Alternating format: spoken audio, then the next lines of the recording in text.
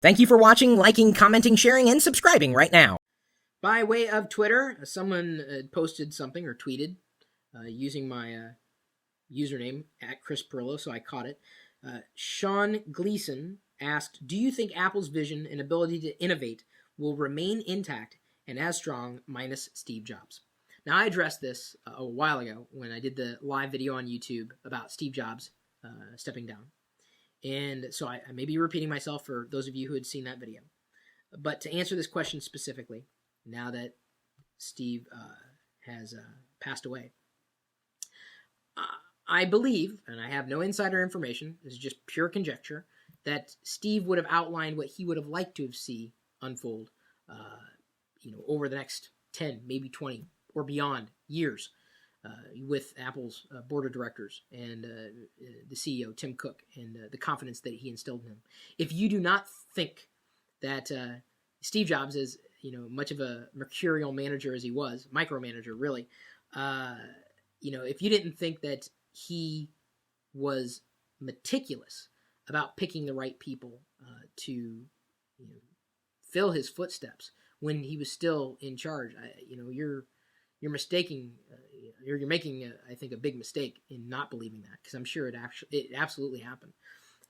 So I believe he's already laid out his vision for where he'd want to see Apple go, and I think Apple will execute upon that if they stay true to the ethos that brought Apple there. Whether you like Apple or not, you want Apple.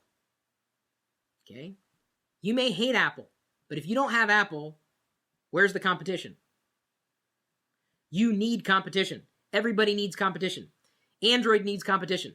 Windows Phone 7 needs competition. Mac needs competition. Apple needs competition. iPhone needs competition. Name any product, any brand, any name. You need competition. Internet Explorer needs competition. Firefox needs competition. Google Chrome needs competition. Name anything. I will tell you, it needs competition. And Apple should absolutely be in the race. Unless they make some catastrophic mistakes. I don't think they will. They might. It's absolutely a possibility. Let me put it to you this way. Let's look at companies and how much money they made for their shareholders. Specifically, let's look at some bigger companies, companies that people are more inclined to compare one against another. I'd be more worried about Microsoft at this stage, with its stock pretty much doing this over the past how many years, than I would be with Apple at this stage. Not to say that they could be compared effectively, but just think about that for a second. One company is doing very, very well, and they're making money. They're not losing money. They're making money. A lot of companies are making money. Hand over fist. That's good. There's healthy competition.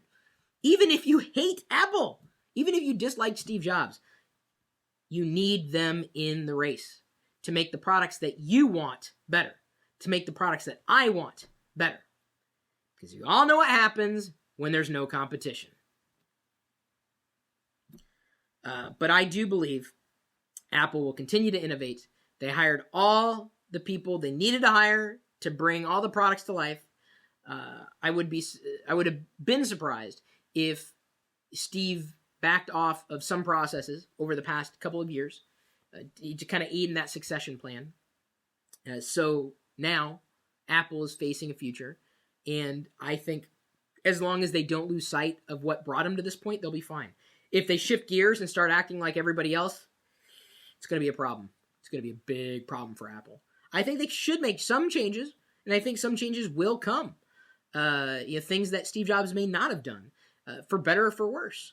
But if you can disagree with me all you want. You should also go back and gain perspective in terms of historical accuracy of what happened the last time Apple tried to play by everybody else's rules.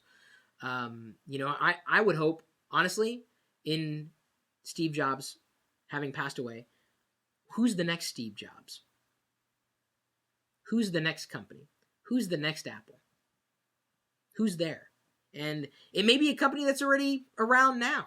There may be, although with the company around now, you'd have to make some dramatic changes to kind of catch up. I mean, you want to be the product against which everybody compares you. That's how you know. Oh, God. That's how you know. Know what? Well, that's how you know that you've got brand, you've got attention, you've got something that's really, truly different, unique, available in only one place through one company. That's a big, big deal. Hey man, I wish I was making this stuff up. I'm not. Don't shoot the messenger, just reporting the news. FYI. Y'all may have a different perspective. And you know what? You're entitled to that. Leave a comment.